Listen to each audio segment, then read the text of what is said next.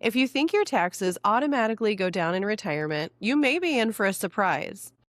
Hi, my name is Michelle, and I'm a financial advisor here at Financial Design Studio. We help business professionals retire in a tax efficient way.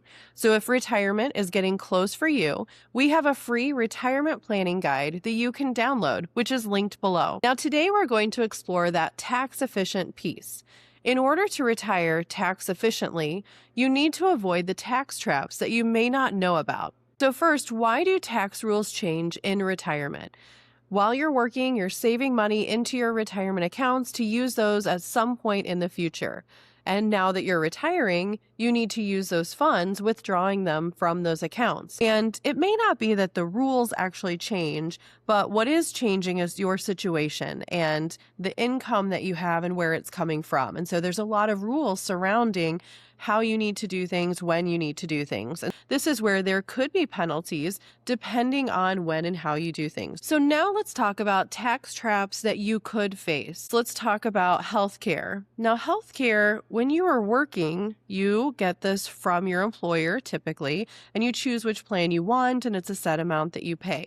Now, very similarly with healthcare in retirement, you have Medicare, which is a flat amount that you pay per month. However, depending on your income, you could also have an IRMA surcharge. Now, what this is that your Medicare premium, it's based on how much income you earn from 2 years prior. So each year for your Medicare premium, the IRS looks back 2 years to see what your income was. And there is a table that shows you at different income limits what the surcharges or the amount above just the baseline Medicare premium that you'll have to pay. Even $1 over those income thresholds for those brackets can bump you into that next Medicare bracket. So if you're even $1 over that threshold, now you're paying the higher amount each month for that year. So it's very important to plan your income, to really put it together and know what you do have, how much you're paying each year as you take action, because it will affect you the following 2 years. Now, next on our list could be estate taxes. And there are several things that can affect estate taxes. For example, maybe an unexpected inheritance that you receive. It does depend on what you're inheriting and what type of an account you're inheriting. So if it's an IRA, if it's a property, there could be taxes depending on any gains. Now, it could also be gifts, so money that you're receiving or that you're wanting to give. So again, depending on the amounts of what it is and when you receive it, this could be something that could affect you. Now, when we talk about estate planning, we're trying to limit the amount of estate taxes that you will pay, that your beneficiaries will pay over their lifetimes. So what do you want to leave your beneficiaries? How do you want to leave it to your beneficiaries? Or do you want to give and leave things to charities?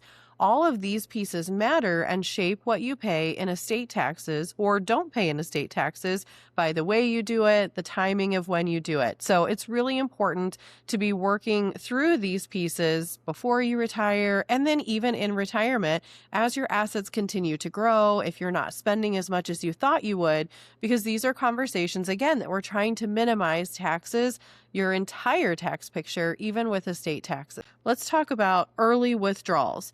So this, for example, could be someone who's retiring earlier. So before, let's say 59 and a half, and you need to use your retirement assets that are in an IRA, for example. So you took money out of your 401k, you rolled it over to an IRA right when you retired, but now you need to use that money. Well, when it's in an IRA, there's pre-59 and a half penalty for taking those funds out. So this is where you want to think about when you're going to need that money, because it may be that when you retire, you actually want to leave those funds in your 401k to avoid that penalty before you retire. Next could be missed RMDs. And this is one that simply each year the government says this is how much you have to take out of your retirement accounts, your 401ks, your IRAs. once you're retired. And now these missed RMDs, so the amount that you don't take out, can be pretty highly penalized. And in the past, it's been up to 50% of a penalty on the amount that you didn't withdraw. But again, legislation can change what these penalties are over the years. Now let's talk about another account that a lot of people do use, and it is really valuable, and that is the HSA, a health savings account. And really what we're talking about here is you've saved money for retirement into this health savings account so that when you're retired, you can use these funds for health expenses. Now, this can be used for some health insurance premiums, for example, COBRA, or those health costs that you have, prescription or something that's not paid by insurance. So you just need to know what is covered and what you can use your HSA for so that you're not taking money out and then penalized because you used it for something that wasn't allowed. And finally, let's talk about state tax issues. You might be moving to a different state. Some states do tax that retirement income withdrawal. And so these are pieces that you need to know what your state does. Or if you're moving to a new state, you really want to research that before you move so that you know what you're able to do, what will be income, what won't be income, so that you have a really good idea. And again, that way you're being tax efficient as much as you can. So how can you avoid these tax traps? As we like to say, with taxes, timing is everything. But that's the problem, though. This is complex, and you are just trying to enjoy retirement. Now, taxes are just one piece of your retirement plan.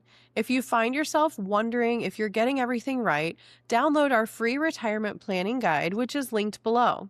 In it, we share the 2 questions we ask each of our clients so they can retire worry-free. And if you want a team of financial advisors to support your retirement plan, click Get Started on our website to schedule a free consultation with our team.